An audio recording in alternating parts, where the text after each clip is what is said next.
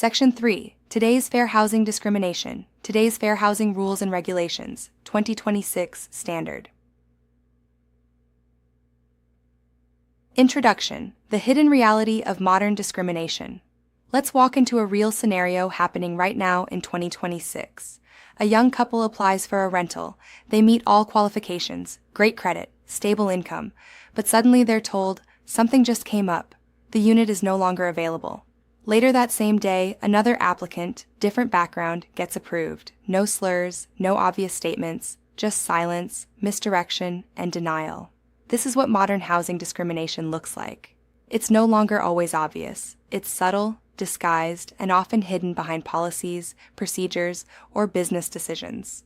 As a real estate professional, your role is not just to avoid discrimination. You must be able to recognize it, stop it, and protect your clients from it. This section ties directly back to Sections 1 and 2. Now that you understand the laws and amendments, we are stepping into how discrimination actually happens today.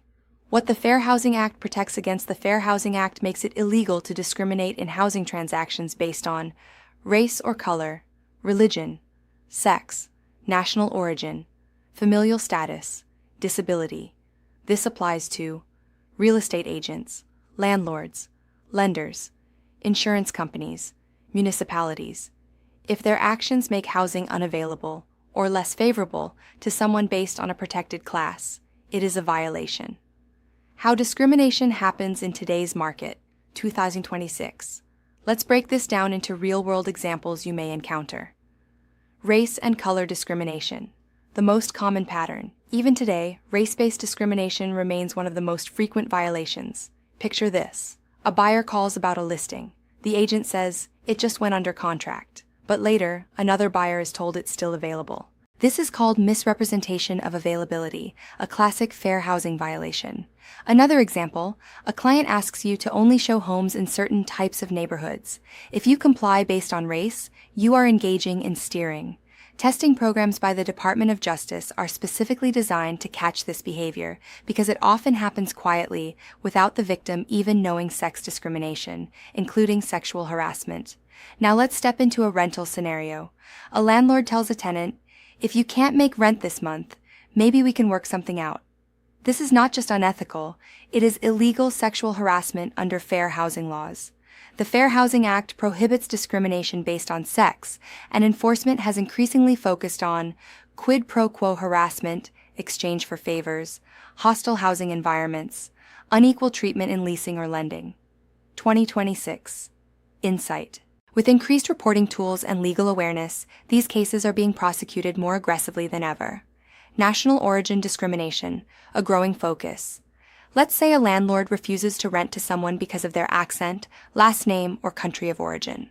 Or a lender imposes stricter loan terms on certain ethnic groups. That is illegal. This includes discrimination against Hispanic communities, immigrants, refugees, ethnic groups tied to specific regions. Enforcement actions have been taken against cities restricting certain populations, lenders applying unequal standards, landlords denying tenancy based on origin. Real-world example, Arizona. A landlord says, "I prefer local tenants." If that statement is used to exclude someone based on national origin, it becomes a violation. Discrimination through lending and zoning. Now let's take it even further. Discrimination doesn't just happen in sales or rentals, it also occurs in mortgage lending, home improvement loans, zoning decisions. Examples include charging higher interest rates to certain groups, denying loans despite qualification, restricting developments in certain neighborhoods. These cases often involve both.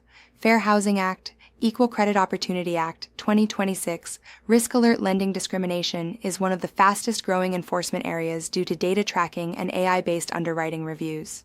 Criminal violations and enforcement power.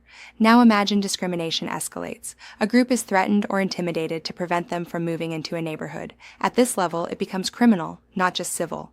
The Department of Justice can file lawsuits, pursue criminal charges, investigate pattern and practice violations, enforce penalties at a national level, your exposure as a real estate professional.